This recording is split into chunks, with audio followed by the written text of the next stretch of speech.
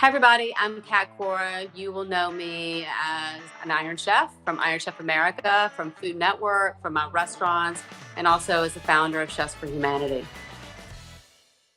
What led me to want to be a chef was really my upbringing. I grew up in a Greek American household in Jackson, Mississippi. So I had two really strong cultures, especially food cultures. My grandfather had restaurants, my godfather had restaurants, and being around those at such an early age, I mean, literally from about 4 years old, I was in kitchens. Just that feeling and that energy and the vibe of the restaurant industry, it was really in my DNA. My backup plan, really, before becoming a chef, was going to college and get an education. I had a degree in exercise physiology and nutrition. I was working in wellness, but my dream was to have a restaurant and to really pursue that. And at the time, we're talking about, this was in the 80s, 1980s. It was before the Celebrity Chef or Food Network or Food TV even existed. The only thing I knew was PBS. And so I would watch Julia Child and the Galloping Gourmet and Jacques Pepin and people like that were on PBS. I also knew that there really was no roads to that in Jackson, Mississippi in the 80s. And so I saw the Julia Child. She was visiting on a book tour in Natchez, Mississippi, and I just jumped at the chance to go meet her. And she spent time with me. She mentored me. She gave me the inspiration to follow my passion of becoming a chef.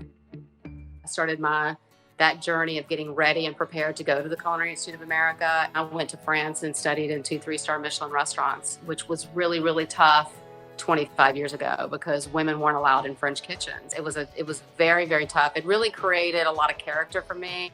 It really fueled my passion to become a chef, but it also gave me a very thick skin. I was cooking with mostly, I would say 99% men.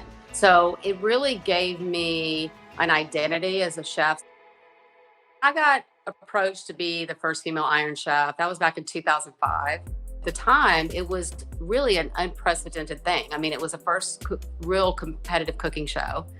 Before MasterChef, before Top Chef, it was really one of the first. It was a tipping point, obviously, for my career, but it was a lot of pressure because I knew I was representing women all over the world. I knew that I was going to be in a role and I needed to be a role model. Chef Cora, you are now among the most elite chefs in the world. Thank you.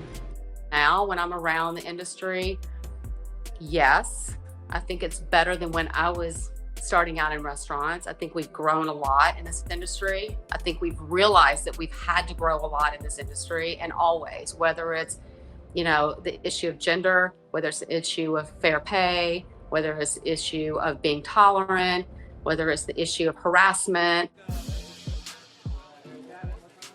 I've known forever that I was gay. I mean, before I even knew what it was. So I've known, my whole life. As I came out when I was 19 to my family. It still is a process, though. Even when you come out and you have the most tolerant parents in the world, it's still a process.